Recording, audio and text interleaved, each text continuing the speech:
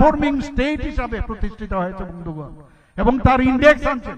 শুধু মুখে বলছি না, ডাটা বলছে যে ত্রিপুরা এখন এই নর্থ ইস্টার্ন জোনের মধ্যে, আপনারা যদি জিএসডিপির কথা বলুন, ত্রিপুরা দ্বিতীয় স্থানে এখন জিএসডিপির দিকে আছে। পার ক্যাপিটা ইনকামের কথা যদি বলেন, তাহলে নর্থ ইস্টার্ন জোনের মধ্যে আমরা দ্বিতীয় স্থানে রয়েছি। সব দিকে আমরা যেভাবে আমরা কাজ করছি, এবং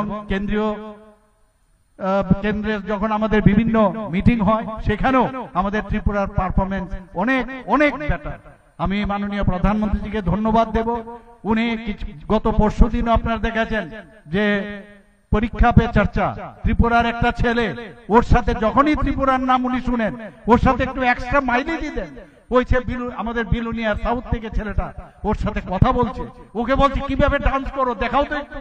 তো এই যে ব্যবস্থা, আমাদের গার্জিয়ানশিপ, এবং গার্জিয়ান কিরকম গার্জিয়ান মনে হয় নিজের, তার সাথে কথা বলছে, he is the ambassador of us. সেইভাবে আমাদের এখন সারা ভারতবর্ষের মধ্যে ত্রিপুরার স্থান সেইভাবে সেখানে এখন প্রতিষ্ঠিত আছে বন্ধুগণ, এবং সেটা একমাত্র সম্ভব। এখানে মা বোনেরা প্রচুর আছেন। আপনারা জানেন যে মা বোনদের মানে কিভাবে আর্থসামাজিক উন্নয়ন করা যায়, আমাদের এই রাজ্য সরকার এবং কেন্দ্রীয় সরকার কিভাবে কাজ করছে।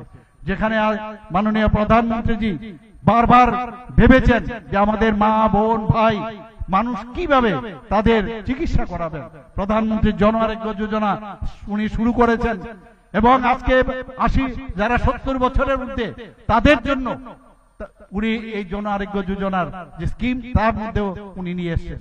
আমরা দেখলাম ত্রিপুরা সরকারও আমরা ভাবলাম যে প্রধানমন্ত্রীজি যখন আমাদের এইভাবে দেখাচ্ছেন, আমাদেরও কিছু করা উচিত, আমাদেরও কিছু কর্তব্য আছে। তো এই যে ক্যাপিং আছে প্রধানমন্ত্রী জন আরোগ্য যোজনার, কে পাবে, সেই জায়গা থেকে বেরিয়ে ত্রিপুরা একমাত্র রাজ্য সারা ভারতবর্ষের মধ্যে যেখানে মুখ্যমন্ত্রী জন আরোগ্য যোজনা আমরা শুরু করলাম। একই কায়দায় একই স্টাইলে আমরা করেছি, এবং এতে করে ত্রিপুরাতে সমস্ত মানুষ এই যে স্বাস্থ্য পরিষেবার বিষয়ে এবং তাদের যে এই ইন্স্যুরেন্সের বিষয়ে একমাত্র ত্রিপুরা একমাত্র রাজ্য সারা ভারতবর্ষের মধ্যে যে 100% কভারেজ যেখানে রয়েছে বন্ধুগণ।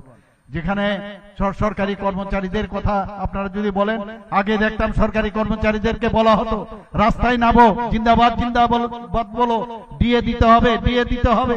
আর আমাদের এখানে বলার আগে আমরা দিয়ে দিচ্ছি। কিছুদিন আগে আপনারা দেখেছেন আমরা এখানে চাকরি দিয়েছি, আমরা জেআরবিটির মাধ্যমে চাকরি দিয়েছি, এবং জেআরবিটি গ্রুপ সি কিছুদিন আগে দিয়েছি, এবং গ্রুপ ডি সেদিন আমরা দিলাম। এবং একটা জায়গার মধ্যে আপনারা বলতে পারেন আগে কথায় কথায় দেখা যেত চাকরি দেওয়ার সাথে সাথে কোর্ট কেস হতো। আমাদের এত সুন্দরভাবে আমরা ট্রান্সপারেন্সির মাধ্যমে চাকরিগুলো আমরা দিচ্ছি।